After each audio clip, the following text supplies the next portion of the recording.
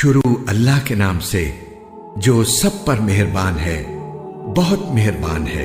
بڑی شان ہے اس ذات کی جس کے ہاتھ میں ساری بادشاہی ہے اور وہ ہر چیز پر پوری طرح قادر ہے، جس نے موت اور زندگی اس لیے پیدا کی تاکہ وہ تمہیں آزمائے کہ تم میں سے کون عمل میں زیادہ بہتر ہے، اور وہی ہے جو مکمل اقتدار کا مالک، بہت بخشنے والا ہے، جس نے 7 آسمان اوپر تلے پیدا کیے۔ تم خدائے رحمان کی تخلیق میں کوئی فرق نہیں پاؤ گے۔ اب پھر سے نظر دوڑا کر دیکھو، کیا تمہیں کوئی رخنہ نظر آتا ہے؟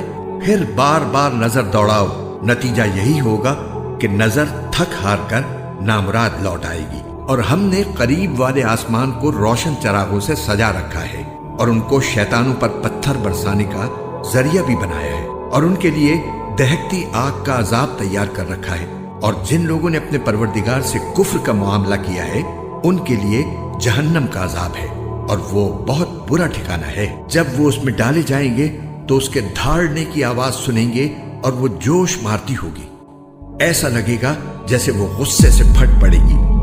جب بھی اس میں کافروں کا کوئی گروہ پھینکا جائے گا تو اس کے محافظ ان سے پوچھیں گے کہ کیا تمہارے پاس کوئی خبردار کرنے والا نہیں آیا تھا؟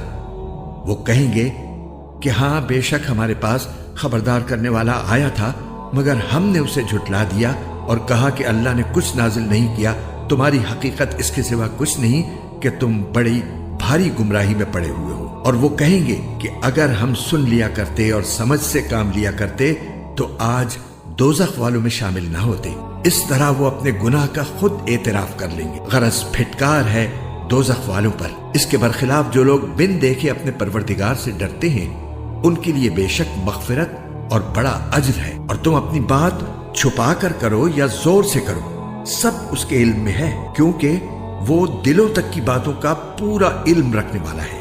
بھلا جس نے پیدا کیا وہی نہ جانے، جبکہ وہ بہت باریک بین مکمل طور پر باخبر ہے۔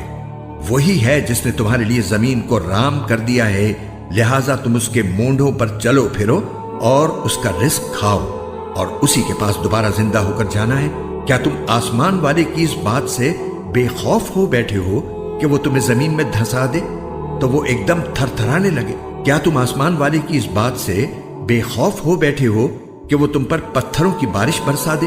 پھر تمہیں پتہ چلے گا کہ میرا ڈرانا کیسا تھا۔ اور ان سے پہلے جو لوگ تھے انہوں نے بھی پیغمبروں کو جھٹلایا تھا، پھر دیکھ لو کہ میرا عذاب کیسا تھا۔ اور کیا انہوں نے پرندوں کو اپنے اوپر نظر اٹھا کر نہیں دیکھا کہ وہ پروں کو پھیلائے ہوئے ہوتے ہیں اور سمیٹ بھی لیتے ہیں؟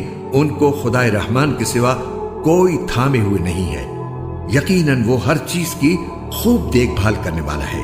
بھلا خدائے رحمان کے سوا وہ کون ہے جو تمہارا لشکر بن کر تمہاری مدد کرے؟ کافر لوگ تو نرے دھوکے میں پڑے ہوئے ہیں۔ اگر وہ اپنا رزق بند کر دے تو بھلا وہ کون ہے جو تمہیں رزق عطا کر سکے؟ اس کے باوجود وہ سرکشی اور بیزاری پر جمے ہوئے ہیں۔ بھلا جو شخص اپنے منہ کے بل اوندھا چل رہا ہو وہ منزل تک زیادہ پہنچنے والا ہوگا، یا وہ جو ایک سیدھے راستے پر سیدھا سیدھا چل رہا ہو؟ کہہ دو کہ وہی ہے جس نے تمہیں پیدا کیا ہے اور تمہارے لیے کان اور آنکھیں اور دل بنائے، مگر تم لوگ شکر تھوڑا ہی کرتے ہو۔ کہہ دو کہ وہی ہے جس نے تمہیں زمین میں پھیلایا اور اسی کے پاس تمہیں اکٹھا کر کے لے جایا جائے گا۔ اور یہ لوگ کہتے ہیں کہ اگر تم سچے ہو تو بتاؤ کہ یہ وعدہ کب پورا ہوگا؟ کہہ دو کہ اس کا علم تو صرف اللہ کے پاس ہے اور میں تو بس صاف صاف طریقے پر خبردار کرنے والا ہوں۔ پھر جب وہ اس قیامت کے عذاب کو پاس آتا دیکھ لیں گے تو کافروں کے چہرے بگڑ جائیں گے اور کہا جائے گا کہ یہ ہے وہ چیز جو تم مانگا کرتے تھے۔ اے پیغمبر، ان سے کہو کہ ذرا یہ بتلاؤ کہ چاہے اللہ مجھے اور میرے ساتھیوں کو ہلاک کر دے یا ہم پر رحم فرما دے، دونوں صورتوں میں کافروں کو دردناک عذاب سے کون بچائے گا؟ کہہ دو کہ وہ رحمان ہے، ہم اس پر ایمان لائے ہیں اور اسی پر ہم نے بھروسہ کیا ہے۔ چنانچہ عنقریب تمہیں پتہ چل جائے گا کہ کون ہے جو کھلی گمراہی میں مبتلا ہے۔ کہہ دو کہ ذرا یہ بتلاؤ کہ اگر کسی صبح تمہارا پانی نیچے کو اتر کر غائب ہو جائے تو کون ہے جو تمہیں چشمے سے ابلتا ہوا پانی لا کر دے دے؟